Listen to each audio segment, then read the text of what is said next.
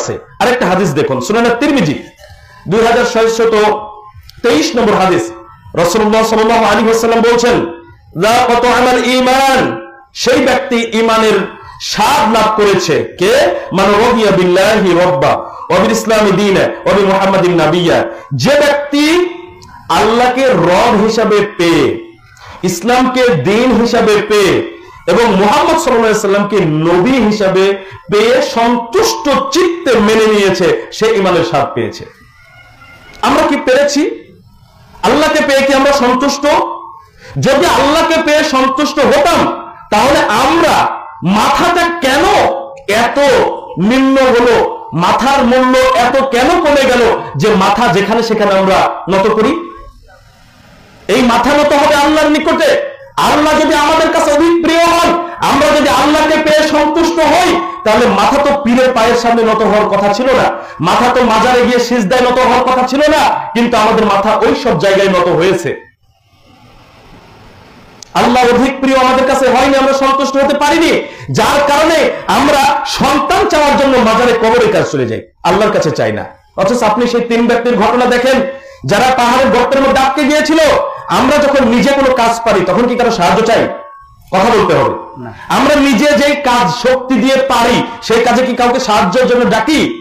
3 ব্যক্তি যখন পাহাড়ের গর্তে আটকে গিয়েছিল, তখন যে পাথরটা মুখে লেগে মুখটা বন্ধ হয়ে গেল, পাথরটা যদি 3 জনে ধাক্কা দিয়ে সরাতে পারত, তাহলে তারা কাউকে সাহায্যের জন্য ডাকতো না। যখন পারেনি, নিরুপায়, তখন 3 জনের 3টা ভালো কর্ম আল্লাহকে বলার মাধ্যমে সাহায্য প্রার্থনা করেছেন। বলেন, পাহাড়ের গর্তে সাহায্য কে করেছিল? আল্লাহ। এটা বুঝি আমরা, কিন্তু নিজেদের ক্ষেত্রে গিয়ে সন্তান চাইতে কোথায় যাই? মাজারে যাই। এটা কেন? তাহলে আল্লাহকে পেয়ে আমরা সন্তুষ্ট নই। মাছের পেটে কে ছিলেন? ইউনূস আলাইহিস সালাম। মাছের পেট থেকে তাকে রক্ষা করার মতো কেউ ছিল? কিন্তু রক্ষা কে করেছেন? আল্লাহ তাআলা করেছেন। আল্লাহ তাআলা ইউনূস আলাইহিস সালামকে মাছের পেট থেকে রক্ষা করলেন, 3 ব্যক্তিকে পাহাড়ের গর্ত থেকে রক্ষা করলেন। আপনার সন্তানদের ক্ষমতা রাখে না? তাহলে আল্লাহকে পেয়ে যদি আমরা সন্তুষ্ট হই রব হিসাবে পেয়ে, তাহলে কেন মাথাটা পীরের পায়ের কাছে নত হচ্ছে? কেন মাজারে গিয়ে আমাদের মাথাটা সিজদায় অবনত হচ্ছে? বোঝা যাচ্ছে আমরা আল্লাহকে রব হিসাবে পেয়ে সন্তুষ্ট হতে পারিনি। এরপরে বলা হচ্ছে ইসলামকে দ্বীন হিসেবে পেয়ে যে সন্তুষ্ট। ইসলামকে দ্বীন হিসেবে পেয়ে কি সন্তুষ্ট হয়েছি? আজকে দেখেন আমাদের ধর্ম সম্পর্কে আমরা কতটুকু জানি, আমাদের ইসলাম সম্পর্কে কতটুকু জ্ঞান আমাদের আছে। আমরা মিশে যাচ্ছি অমুসলিমদের সাথে। এক পায়ের জুতার ফিতা আর এক পায়ের জুতার ফিতার সাথে যে রূপ মিলে যায়, আলাদা হয় না, ওইভাবে আমরা ইহুদি খ্রিস্টানদের সাথে কর্মকাণ্ডে মিশে যাচ্ছি। তাহলে ইসলাম পেয়ে আমরা সন্তুষ্ট নই, শুধু মুখে মুখে আমরা বলি আওড়াই, কিন্তু ইসলামটাকে যে জায়গায় মানার দরকার ছিল সন্তুষ্টির জায়গা, সেই জায়গায় হয়তো আমরা সন্তুষ্ট হতে পারিনি। সম্মানিত উপস্থিতি, দেখুন মুহাম্মদ সাল্লাল্লাহু আলাইহি সাল্লামকে নবী পেয়ে সন্তুষ্ট হওয়া আমরা কি পেরেছি? যদি মুহাম্মদ সাল্লাল্লাহু আলাইহি সাল্লামকে নবী হিসেবে পেয়ে সন্তুষ্ট হতাম, তাহলে সুন্নাত বাদ দিয়ে কখনো বিদআতে আমলে লিপ্ত হতাম না। আজকে বিদআত করছি।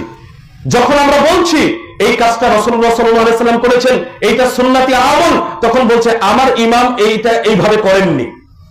ইমামের দোহাই দিয়ে, অমুক আলেমের দোহাই দিয়ে, নিজেদের নেতার দোহাই দিয়ে রাসূলুল্লাহ সাল্লাল্লাহু আলাইহি সাল্লামের স্পষ্ট সুন্নাহকে, স্পষ্ট হাদিসকে তারা প্রত্যাখ্যান করছে। তাহলে নবী হিসাবে মুহাম্মদ সাল্লাল্লাহু আলাইহি সাল্লামকে পেয়ে আমরা কি সন্তুষ্ট হয়েছি? কর্মে তা বাস্তবায়িত হচ্ছে না। কর্ম এটা প্রমাণ করছে যে আমরা নবীকে পেয়ে সন্তুষ্ট নই। ঠিক ওই 3 ব্যক্তির মতো যারা বলেছিল যে আমরা এতটুকু ইবাদত করলে হবে না। একজন বলল আমি সারা রাত ধরে সালাত আদায় করবো, একজন বলল যে আমি সারা জীবন সিয়াম রাখবো, সারা বছর সিয়াম রাখবো, আর একজন বিবাহ না করে খালি ইবাদতই করে যাবে।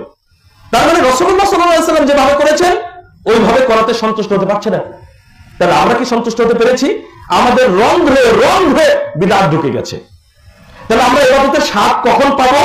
যখন আল্লাহকে রব হিসাবে পেয়ে সন্তুষ্ট চিত্তে মেনে নেব, যখন ইসলামকে দ্বীন হিসাবে সন্তুষ্ট চিত্তে মেনে নেব, যখন মুহাম্মদ সাল্লাল্লাহু আলাইহি সাল্লামকে নবী হিসাবে সন্তুষ্ট চিত্তে জীবনে মেনে নেব, তখনই আমরা ইবাদত করতে গিয়ে ইবাদতের স্বাদ পাবো। এর বাইরে কোনোভাবে ইবাদতের স্বাদ পাওয়া সম্ভব নয়।